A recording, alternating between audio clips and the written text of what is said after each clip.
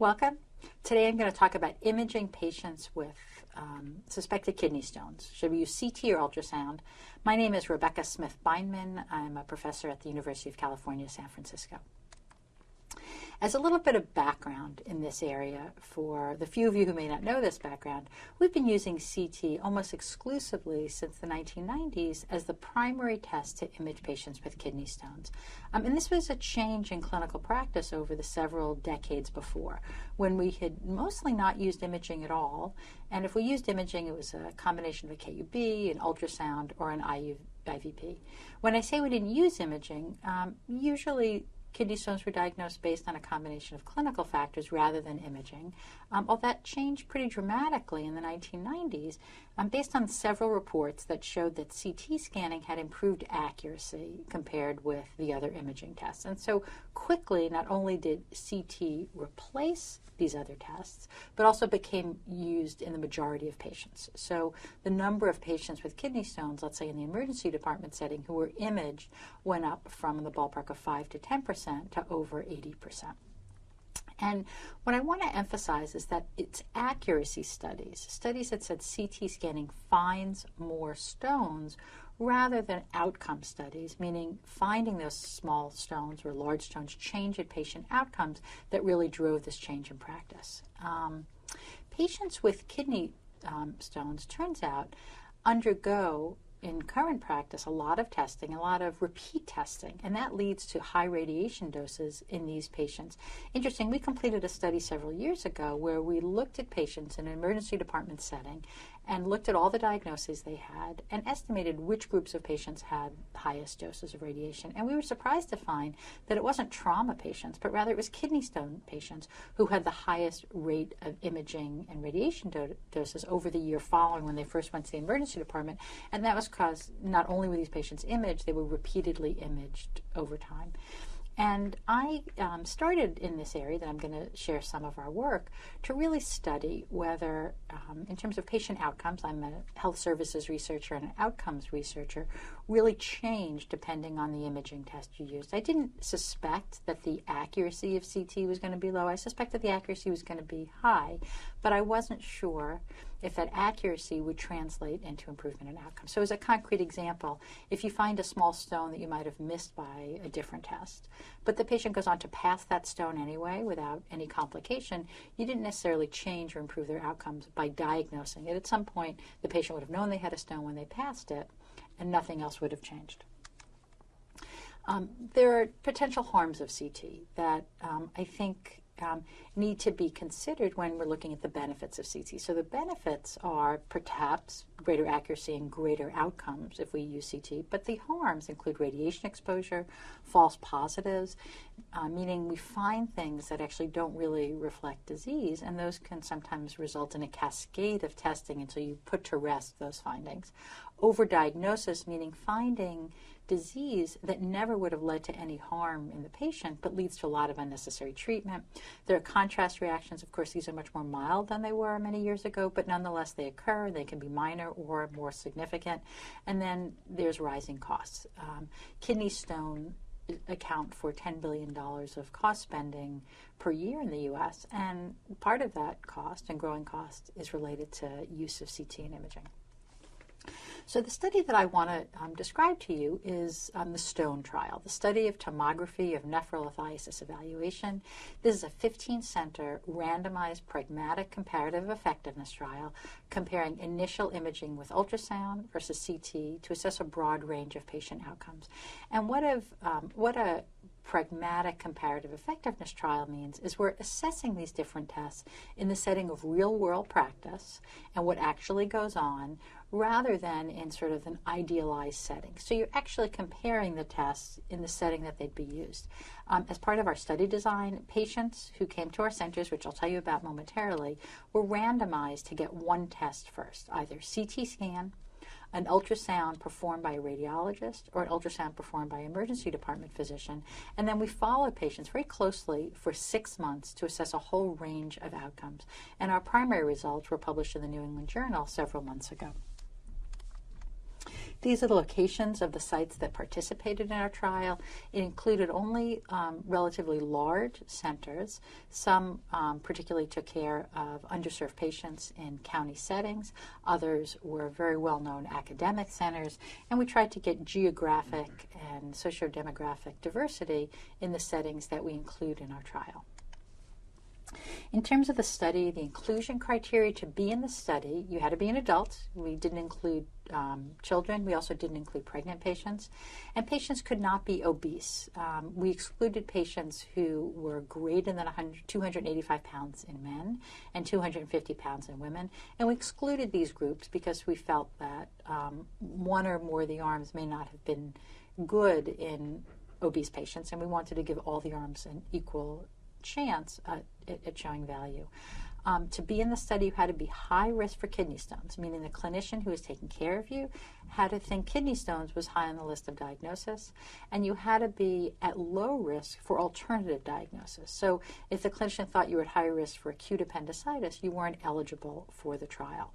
There were also a group of patients who may have not been at particularly high risk for stone disease, but the clinician felt that that was the diagnosis that had to be excluded. So the clinician thought, well, there's probably nothing serious going on, but I need to exclude kidney stone disease. And those were our clinical inclusion criteria. Again, pregnant patients and patients who had one kidney, patients on dialysis were all excluded.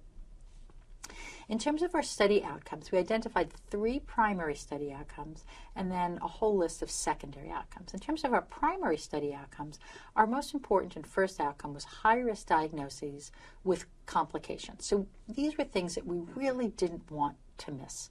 So an example is acute appendicitis with rupture. If we found differences in any of these high-risk diagnoses with complications, it would be very important to know which arm did not do as well. And we have a whole list of these. Actually, our study protocol is published online.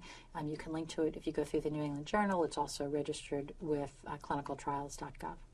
Our second primary outcome was radiation exposure. What was the cumulative radiation exposure at 6 months? Not based on, and all of these outcomes are this way, the test that you got, but based on the arm to which you were exposed. So if patients were exposed as the randomization arm to CT scanning, how did their radiation exposed compared to patients who were assigned to ultrasound as the first arm?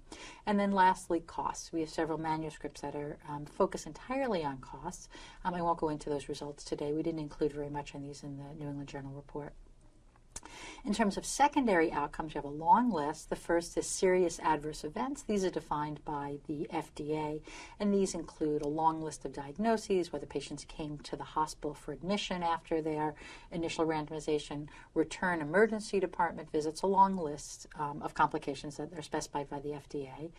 We have a separate category of related serious adverse events. So serious adverse events could be something that had nothing to do with participating in our trial. For example, if someone had a heart attack 3 months later, it's hard to attribute that to our trial. Related serious adverse events were things that occurred that 2 separate reviewers said this could be related to participating in the trial. So a case of missed acute appendicitis, missed acute cholecystitis could be related to our trial, and they went into this category. Again, hospital admissions, ED readmissions are some of our secondary outcomes. Pain scores, we asked patients about their pain scores at various times, and then diagnostic accuracy. How many stones were found, how many other diagnoses, how many false positives were there. And for the results I'm going to show you today, all of the results are by the intention to treat analysis, meaning we looked at groups based on the randomization arms. And as long as our randomization was good, this is the most reliable way to assess the data from a randomized trial. So this somewhat busy slide shows you the flow of patients.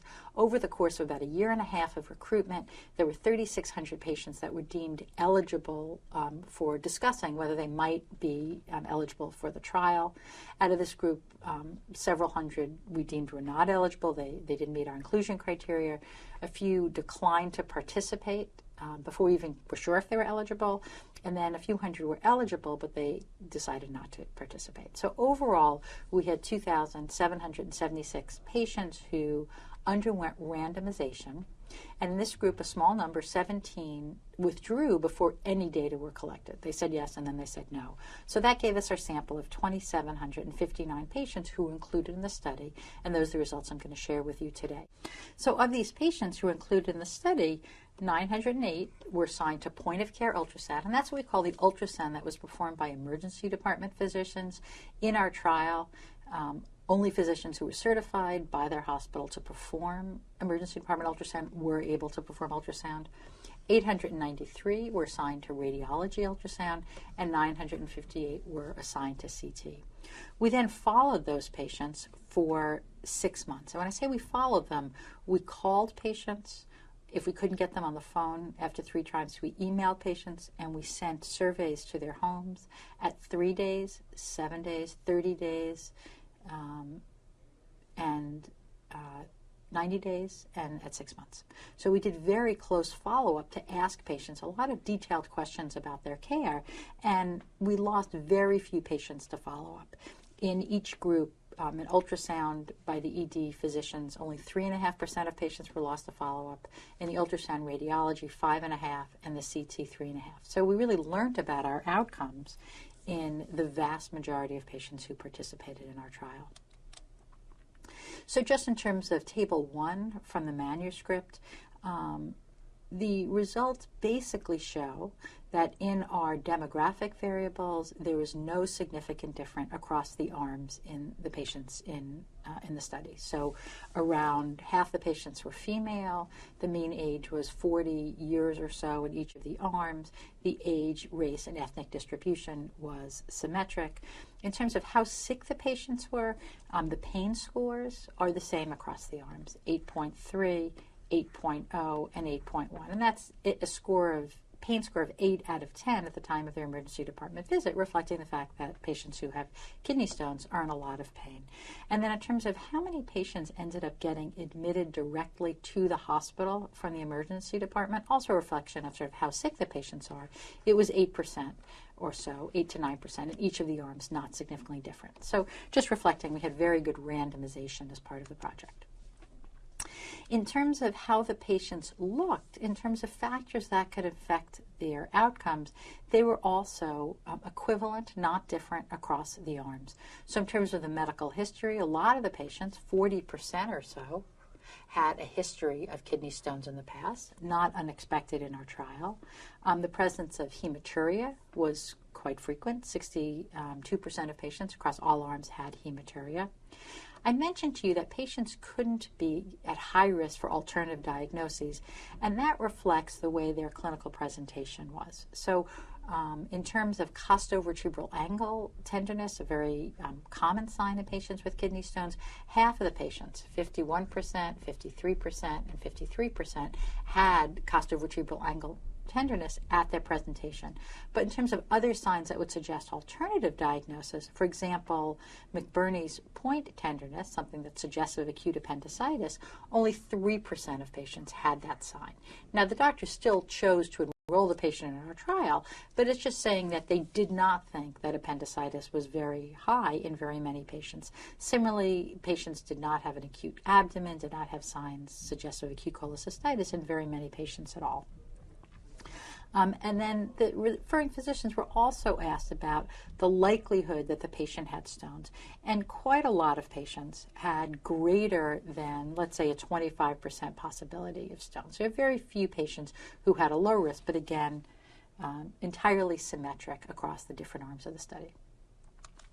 So the next slide is showing the meat of the results of the study. And before I go through the results, you can quickly scan through the last column the p-values, and the p-values are largely non-significant, meaning mostly there were not a lot of differences between the arms in these outcomes. So let's start with the primary outcome of high-risk diagnosis with complications. They occurred. Luckily for us, they occurred infrequently. They occurred in 6 patients in the point-of-care ultrasound arm, 3 in the radiology ultrasound arm, and 2 in the CT arm, with a p-value of 0.3. So there was no difference in high-risk diagnoses. If we go next to radiation exposure, our second primary outcome, that's actually where one of the significant p-values occur, the radiation exposure was quite different between the arms. The median radiation dose in the point-of-care ultrasound arm was 10 millisieverts. In the radiology ultrasound arm, 9.3 millisieverts, and the CT arm, 17. So approximately twice as high, and that p-value is significant. And the difference occurred at the baseline emergency department visit, not during the period of follow-up. So during the follow-up, there was no significant difference in radiation, but there was at the baseline. And during the baseline, the average dose in the ultrasound arm was 6.5 versus 5 versus 14. And I should point out that the reason there's radiation exposure in each of the ultrasound arms, even at the baseline visit, is many patients, about a third, who were assigned to ultrasound ended up getting a CT scan anyway. Most patients didn't. Most patients who got an ultrasound did not go on to CT, but about a third of patients overall did. And that's why the radiation exposure in those arms is not equal to 0. So then let's look at some of the other study outcomes. So those are the primary outcome is costs. And the costs, I will say, were relatively similar across the arms. So despite this extra testing in the ultrasound arms with CT in about a third of patients, the costs were remarkably similar across the arms. So the costs were a little bit lower in the ultrasound arms, but not a lot lower. And I'll share those results after we publish those. So in terms of the secondary outcomes, I mentioned we had a long list of outcomes. These are the secondary outcomes. We'll start with serious adverse events. And serious adverse events, as I mentioned, include a large number of abnormalities that don't necessarily have to do with being in the study, but nonetheless, there was no significant difference in serious adverse events between the arms, 113, 96, and 107. And a large number of those have to do with the treatment of the underlying kidney stone disease. So various hospitalizations to treat the kidney stone disease count as a serious adverse event. They're related to the person's disease, not to how they were imaged. But I want to really focus on related serious adverse events, and this and the next slide. There were very few serious adverse events that were related to be in the trial, and they were not different across arms of the study. So in the ultrasound and the ED arm, point of care, there were 3 such events. In the ultrasound and radiology, there were 4 such events, and in CT, there were 5 such events. P-value 0.88, there is no statistical difference between these serious adverse events that are related to participating in the trial. And of course, when I saw these results, I was very reassured that we weren't introducing harm by enrolling patients and asking them to get ultrasound as the first test, even though the standard of care had been CT scanning. I think this should also reassure people who are ordering tests and doing tests that ultrasound is a safe and good way to start. If we run down the list of other secondary outcomes, the emergency department length of stay was similar between the ultrasound arm in the ED and CT. It was actually a slightly bit longer in the radiology ultrasound arm, and perhaps that makes sense as we're not quite as efficient as doing ultrasound for patients in the ED as we've become for doing CT in the emergency department.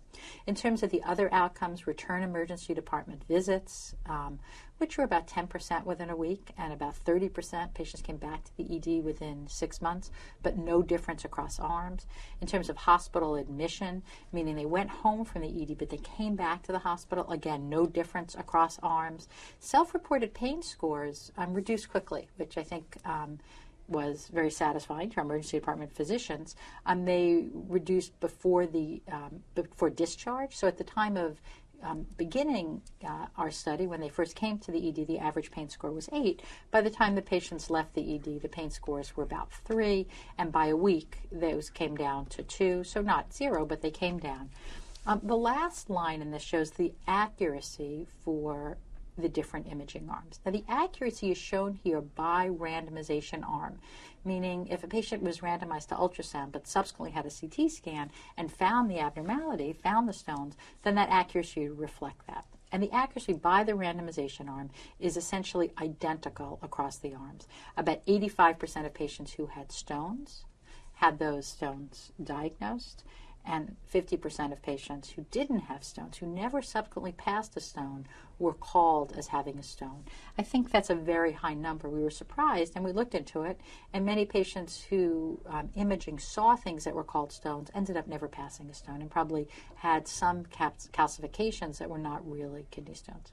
So the summary of our primary outcomes were that other than for radiation exposure, which was substantially lower in the ultrasound arms, there were not a whole lot of differences in these diverse patient outcomes. And importantly, the two ultrasound arms, whether it was performed by an ultrasound physician in radiology or a physician trained in ultrasound in the emergency department, and all the physicians who did ultrasound were trained, I think all of them were fellowship trained in ultrasound, the performance and the outcomes were very similar. I wanted to just show you one slide in terms of what those diagnoses were in the categories where we call things related serious adverse events. And I mentioned two separate investigators went through these independently, and then all discrepancies were sorted out. In the point of care ultrasound arms, there were 3 patients who were considered to have serious adverse event. One patient was diagnosed with urosepsis, one with a small bowel obstruction with bowel ischemia, and the third with acute cholecystitis. In the radiology ultrasound arm, there was one patient who ended up having appendicitis, one ovarian torsion, one acute cholecystitis, and one diverticulitis. And in the CT arm, one patient had an acute allergic reaction, one had acute cholecystitis, one had pulmonary embolism, and 2 additional ones had acute cholecystitis. And these abnormalities occurred the next day or up to 64 days after they first come to the ED. I wanted to digress for a minute on a sub-analysis that we've done of the stone study that focused on the radiation, which is the only results I'm going to show you that's not based on looking at results by randomization arm, but rather this is looking at the radiation dose that was used among all patients who underwent CT as part of the trial. So we, as part of our trial, prospectively collected radiation dose metrics on all patients, CT-eval, DLP, scan length, as well as other parameters. We used these to calculate effective dose, and we looked across our 15 centers at how many patients were imaged using low-dose techniques, and whether this varied by risk factors for stones. Maybe we used different doses in patients who we thought are high risk for stones versus high risk for other diagnoses. And we looked at how the doses varied on average across the facilities. So we had, for this analysis that I'm showing you, 1,582 abdominal CT scans where we had information on details of the doses that were used. For this analysis, we only used the CT studies that were done at the time of the emergency department visit. Overall, in this cohort, 7.6% of patients, just 121, had low-dose studies, less than 4 millisieverts. It's very well established, and guidelines suggest this, that if you're looking for kidney stones, either in new kidney stone patients or established kidney stone patients, you can use a low-dose technique. That the low-dose technique actually is just as accurate at finding stones and results obviously in lower radiation exposure. And in fact, we didn't find that our patients who were all at high risk for stones, were getting these studies very often. The majority of patients, over 90%, did not get low-dose studies. And we did a lot of analysis to stratify this by various risk factors, if the doctor thought it was stones, if the doctor thought it was something else. And no matter what we did, we found it very difficult to find more patients who were getting low-dose studies or to explain why so many patients got high-dose studies. The median effective dose was 11 millisieverts, so if we should be using doses that are 3 or 4 millisieverts, 11 is 3 times higher, and the range was 0.3, a low dose that we re-looked at those images and they were very diagnostic, and another patient who was sent for stones but who had a dose of 73 millisieverts, and everything in between. The median CT-eval was 14, again with a profound range, and there was a large variation in across hospitals in the average dose.